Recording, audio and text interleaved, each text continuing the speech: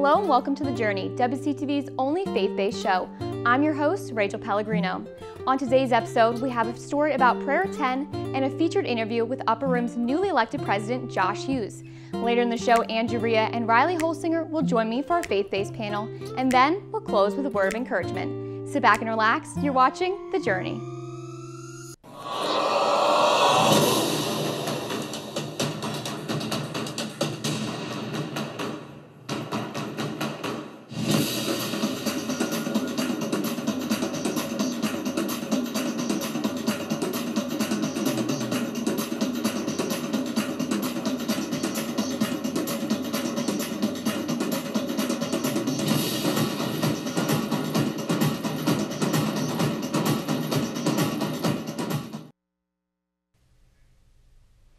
Even though COVID-19 has greatly affected campus ministry this semester, students are still finding ways to grow in both faith and fellowship.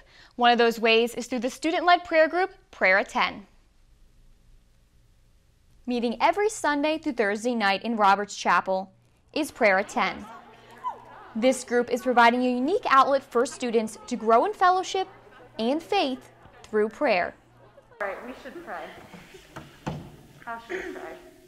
Pray in a variety of different ways. We do prayer requests, or we'll pray scripture, or do prayers of thanksgiving. And yeah, it's just really this cool opportunity for students, one, to just come together and to pray in community, which is something that's like really unique. Prayer is usually something that's done like usually by yourself, like one-on-one with God, but it's just really unique to do it within like a group of students who are all kind of in the same like stage of life together. Despite COVID-19 restrictions, Prayer 10 has been able to grow to include a number of new members this year. Cool thing actually is, and I don't know how much you'll see of like the B-roll you took, but most of them are freshmen that are coming, which has been really, really cool. So last year was a lot of upperclassmen, a lot of them graduated. Some of them have kind of like stopped coming a little bit, but there's been a lot of new freshmen that are coming and who have invited others. For these freshmen, the group provides a new opportunity to grow in their faith. Prayer 10 has just been a great time to, again, fellowship with other believers. It has also just been a great time to not only bring your own requests to God, but also to go alongside of other believers and just lift them up, especially when they're going through tough times or whether they're having a highlight of their life. You can be alongside them and everything. And everyone has just been so accepting, and I've made some really great new friends here, and it's just been great. I love it here, and I really enjoy coming.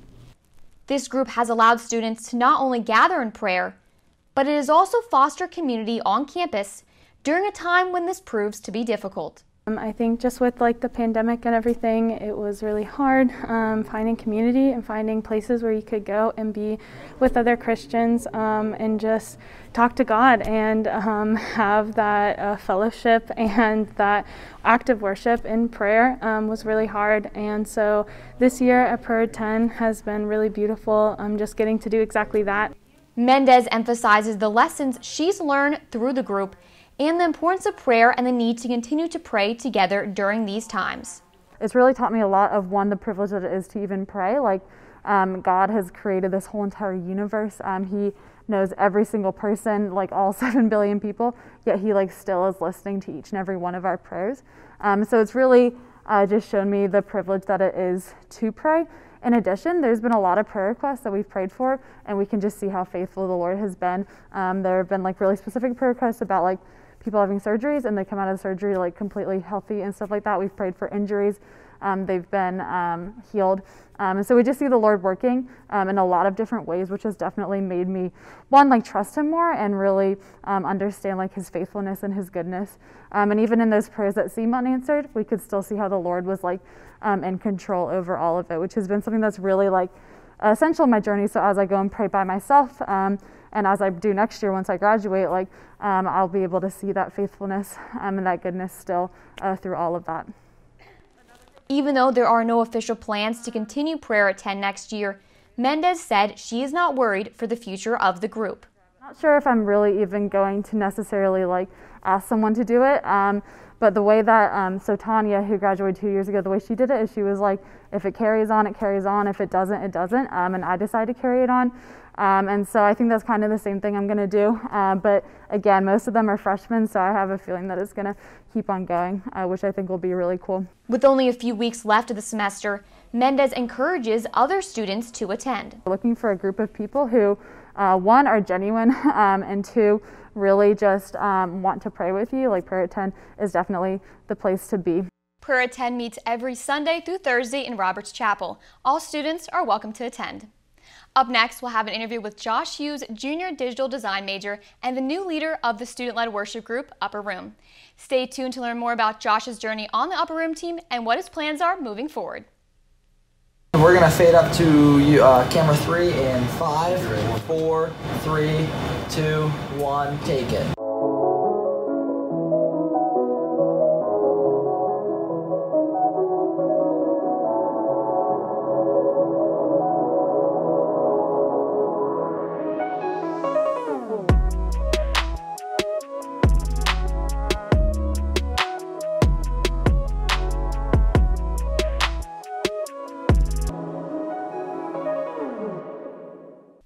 I sat down with Josh Hughes, junior digital design major and the new leader of the Upper Room team, to find out more about his journey and what his plans are as the new president of Upper Room. Today I'm sitting down with Joshua Hughes, junior communication major and the new president of Upper Room. First of all, congratulations on being selected for this position. Yeah, thank you. And then how did you feel when you were first selected for this position? It was pretty cool. I wasn't really, it was a really cool experience because we interviewed with Josh Sumter and Sarah, who's the president last year, and I was kind of just okay with whatever the outcome was because I just was kind of waiting to see, where the Lord was going to take the team and what that leadership looked like. So, I was pretty excited whenever I found out, but I think we have a pretty strong set of leaders on this team. So. And then let's talk about your experience with Upper Room thus far, as of right now. So right now you sing, you're one of the lead singers for the team, and then also you play the cello occasionally. Yeah, I think I played once. I was sick and I couldn't sing at all, so I had to play the cello for that. But so what has it been like being on the Upper Room team last year and then the past year as well? It's really been a blessing, just being able to lead worship on campus and just see transformation in people's lives, and just being a part of that is a really, really cool experience. So. And then what made you want to get involved with the Upper Room team? So when I was a freshman, I attended Upper Room as just normal.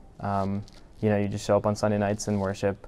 And I wasn't going to apply originally because I thought I had some anxiety about it and stuff. And but then the day that the applications were due, I actually that morning I was planning on not sending an application in, and then I think it was a Sunday, so it was right after church. I just went on and filled the form out and applied, and I wasn't expecting anything from it. But I was just really trying to just join the team to be kind of a part of that transformation that I was talking about earlier, just to see the Lord's work on campus. So. And then can you just talk about the team a little bit? What has it been like right now with COVID-19 and then all the adjustments you guys have had to make? Yeah, so it's definitely been interesting. Obviously, it's affected the team. We've had to spread out and stuff more on the stage, but we've also had to kind of work around, doing live performances and kind of balancing that out with doing online performances. So earlier in the semester and then last semester, we originally had to do online stuff because we didn't have the opportunity to be with people on campus just because of campus restrictions and stuff. So we had to really do a lot of experimenting with pre-recording, doing live streaming, just all those sort of options that we have. So it really gave our tech team a challenge to, figure out what's going to work best and what's going to cause, a lot of stress. Because we did a pre-record, I think the first week this semester, and the product was really, really good. It turned out really great, but it took a long time to do. We spent the entire weekend doing it. But it turned out really good. So I think the biggest challenge has just been trying to navigate how we can follow all of the orders from, the government and then also from the school, just to be safe and stuff, because we don't want to cause anything that cause a spread on campus because of us, because we're really thankful that we're allowed to continue to meet, because we're one of the only groups that is like a larger group that's allowed to meet still. So yeah, and then I saw the pre-recorded video. It was phenomenal. Great job. But how has having to do live streams and pre-recorded affected the way you guys worship? Yeah, it's definitely we've definitely had to kind of sit down and talk about it some, just because we don't want it to seem more like we're performing. We still want it to be like a worship session. So just kind of refocusing where we are and being like, hey, we still have to remember this is still for God, and this is still not us just showing off our talents or whatever. This is still for people to watch and worship with us. So that's definitely been a challenge, but I think we were able to handle it pretty well. And then you mentioned the faith side of Upper Room, so let's kind of just gear into that. Why do you think it's important for Waynesburg to still offer Upper Room right now? I mean, during COVID, it's been a pretty lonely time for a lot of people, and I think being able to have the community, even if it's an online community, I think that's just vital to people's mental and spiritual health. We, other than worship music, we also do student testimonies every week, which is a really cool way to just experience God's story through people. And so kind of going off that, it's important because without Upper Room, then people aren't going to relate to those testimonies like they would if they could watch Upper Room or be live in person. So yeah. And I've talked to a lot of students that have been moved by Upper Room and the testimonies that are given there. So how has Upper Room affected your faith? Yeah, it's definitely, I remember when I came in freshman year, I was a Christian, obviously, because I grew up in a Christian home, and I went to church every Sunday and stuff, but it definitely really deepened my relationship and kind of showed me this is kind of the path that we want to follow, and it actually has pushed me more towards I picked up a BMS minor last semester, so it pushed me towards that, and then it also kind of has pushed me towards wanting to do something like this in the future, whether that's a full-time position like a job or just on Sunday mornings at the church that I go to in the future to be the worship leader, or at least on the team. So and then how would you say faith and music coincide and go together?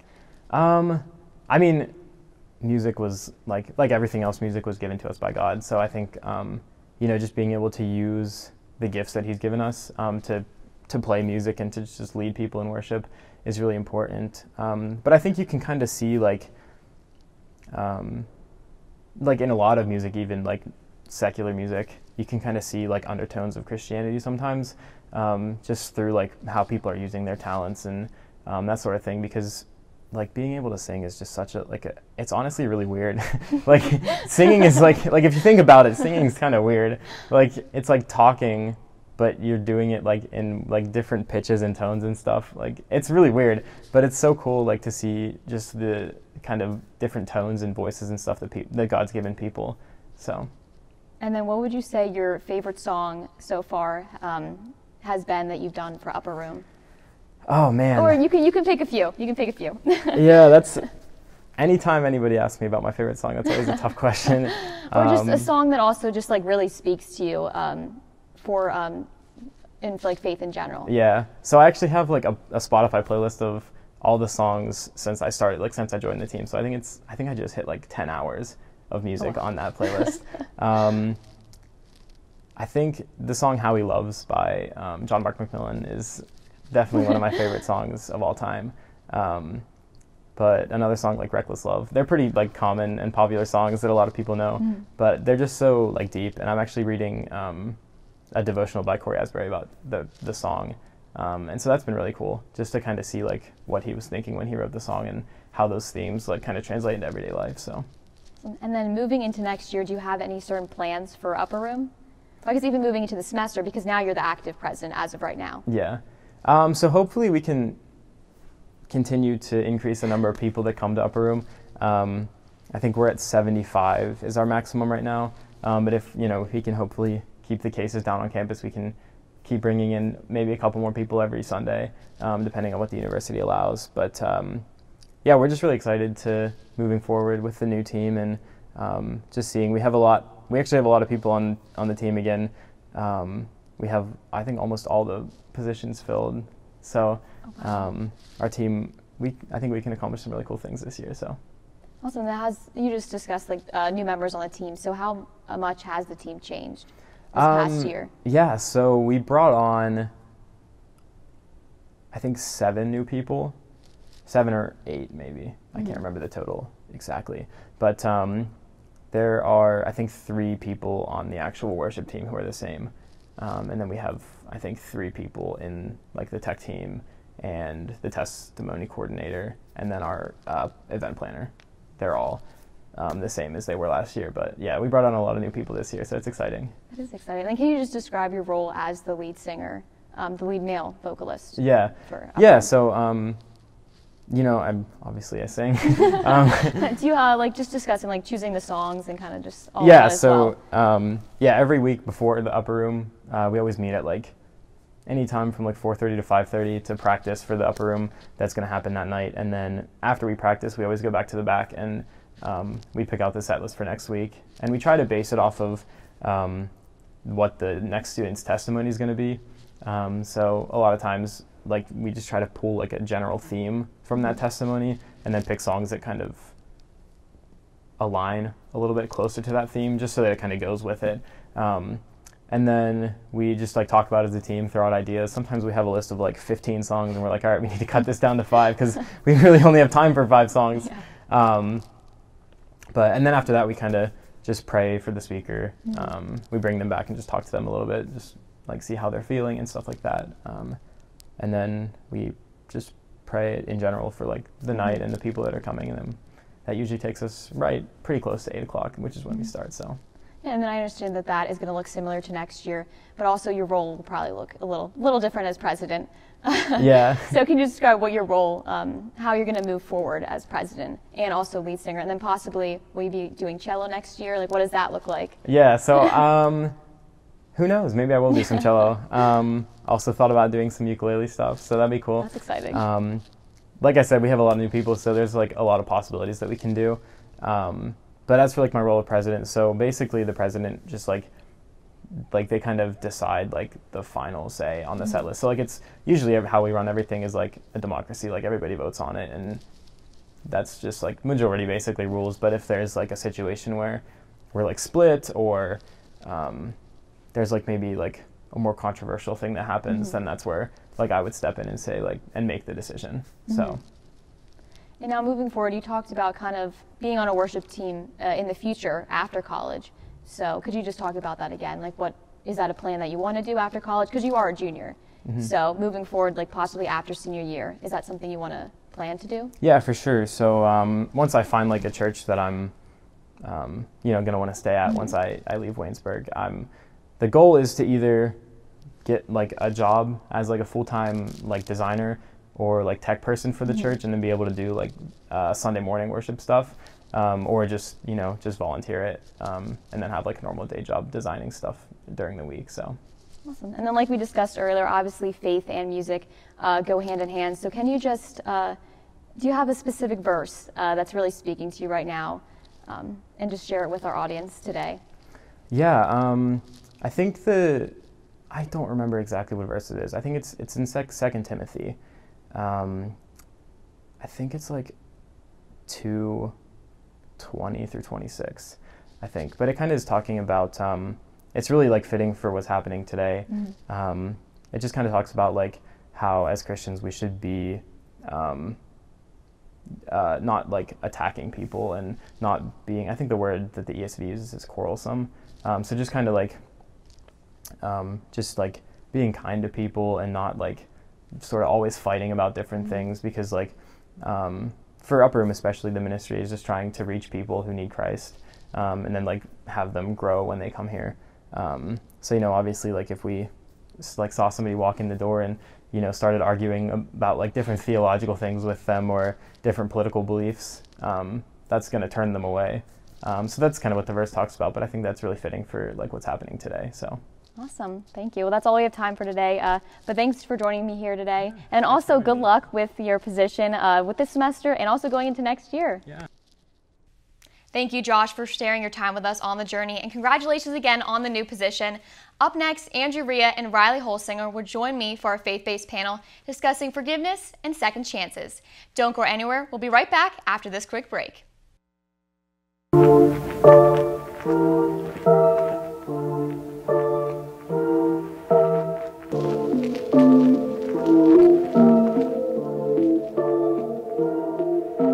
Here goes Zuzik into the end zone, almost untouched. The middle, back out to Delaney, 3-ball. How about, yes. Cuts up inside, into the end zone. Touchdown, Trenton Carter.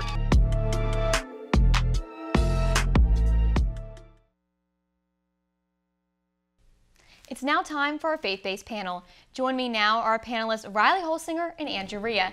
Today we're going to be talking about forgiveness and second chances. When preparing for this topic, I was reminded of this past weekend's reading. It's the infamous John 3:16 passage. For God so loved the world that he gave his only Son, so that everyone who believes in him might not perish, but might have eternal life.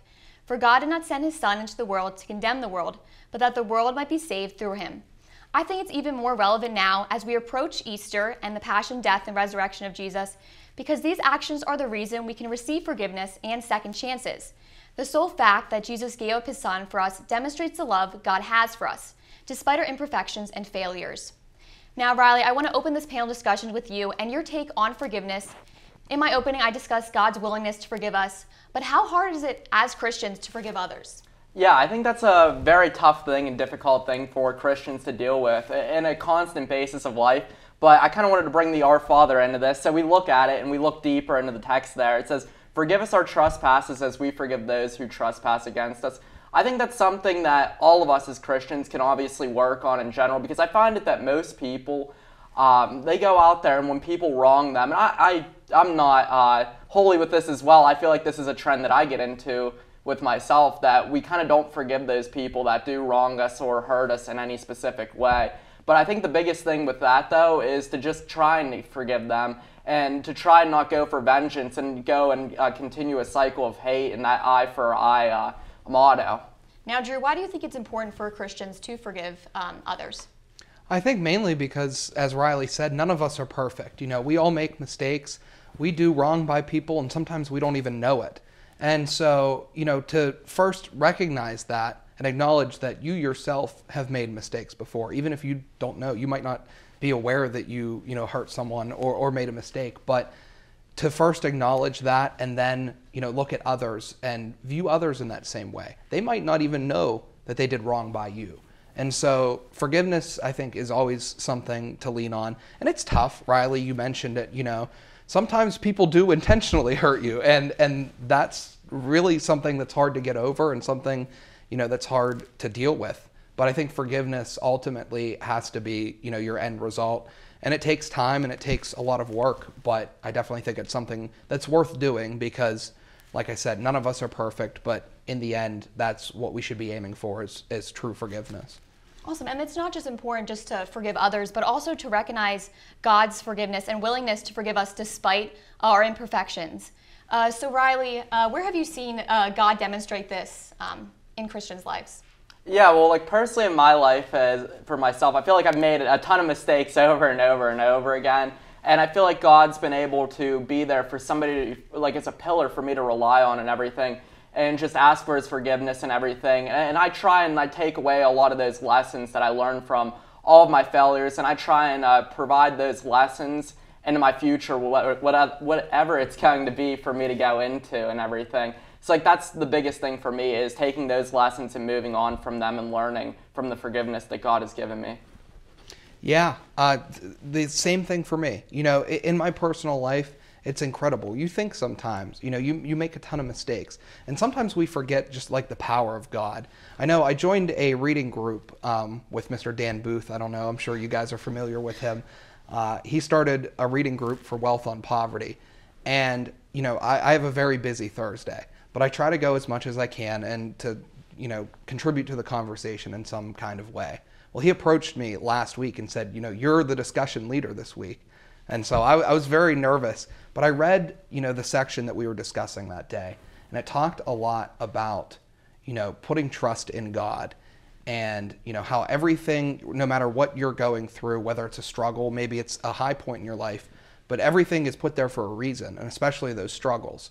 And it reminded me of literally in the past week how I was, beating myself up. I was having a hard time with a project, and I was really feeling down on myself. But then it sort of gave me the power then to help someone else out with a similar project because I had just gone through it. And it just snaps in your head. That's why I went through that struggle, so that I could help someone else out later. And so me sitting there questioning, why is this happening to me? We all do it. It happens all the time in our lives. And God knows that, and he still forgives us and rewards us with, the benefits of that struggle afterward. So I think it's really important to remember that, no matter what's going on, that struggle's there for a reason. And if you work through it, strive through it, work with God on it, you're going to see the reward afterward. And I think you guys both touched on this in our discussion of forgiveness, how forgiveness can lead to second chances. So do you guys have any specific examples, just overall, of second chances where you have seen that in people's lives? Countless times in mine, but the one that comes to mind, especially like on a national platform, is Johnny Manziel. He's someone who got a lot of fame really quickly in life, and it all came crashing down, and he was left with nothing. And he's talked a lot about it, opened up now, after the fact, now that he's said, I'm not trying to make a return to the NFL. I just want to live my life.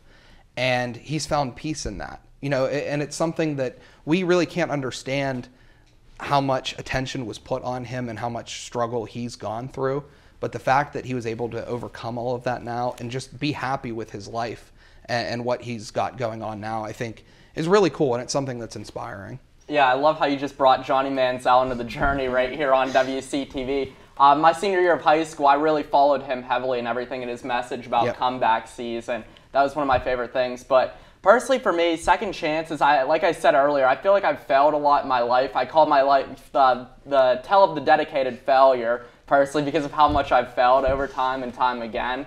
But I kind of see that in every single virtue of my life. Every failure, I look at it, I carry the motto with me that the lotus flower blooms twice. The next time you see me, I will have gotten stronger. And I think that relates to every single failure in my life, that every single time I've failed, I've been able to bounce back better, and I've been able to pull away those lessons and everything from my failures and not look at it on like, why is this happening to me, but to take some positives out of it.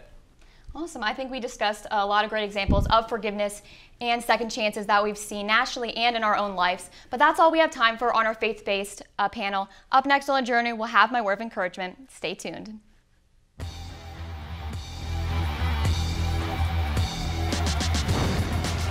Piracy is a crime. If you see someone downloading copyrighted material without paying for it, then you should inform the authorities immediately.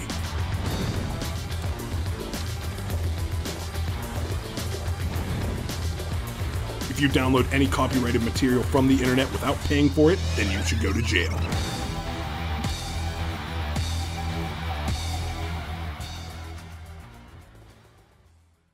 It's now time for my word of encouragement. Every year during the 40 days of Lent, Christians are challenged to make a Lent promise. This promise entails either giving something up to reduce bad habits or adding something new to your day to foster good habits. This week marks the 4th week of Lent. I would be lying if I said that I haven't struggled to uphold my own personal Lent promise of giving up sweets. But through my struggles, I was reminded of the story of Cain and Abel. You might be wondering how the story of the first murder could relate to Lent. But it's more than just that. The story features 2 competitive brothers, Cain and Abel, one a farmer, one a shepherd. Each brother brings an offering to God. Cain brings the fruits of his soil, and Abel brings fat portions from the firstborn of his flock. God looks with favor on Abel's offering, but he withholds favor from Cain. God's dissatisfaction with Cain's offering is puzzling. Cain offered a gift to God just like Abel, so why didn't he receive praise?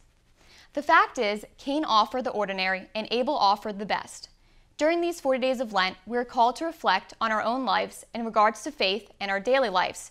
We need to ask ourselves, are we giving this our all, and how can we do better? In life, we can make all the excuses we want and take hold of all the second chances we want. But this story reminds us that even though we can fool those around us, we can never fool God because he knows our hearts. God knows you and the potential you possess. He's not asking you to be perfect, but he's asking you to try your best and be able to accept confrontation when your best is not given.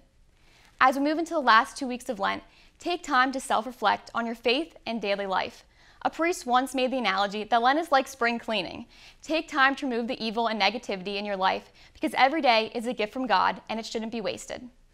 Ephesians chapter 2, verse 8 says, "For by grace you have been saved through faith. And this is not your own doing, it is the gift of God." Focus on one day at a time and keep striving to be the best you can be. That is all God is asking for. And that is all we have time for today. Thanks for tuning in to WCTV's only faith-based show, The Journey. I'm Rachel Pellegrino. Good night and God bless.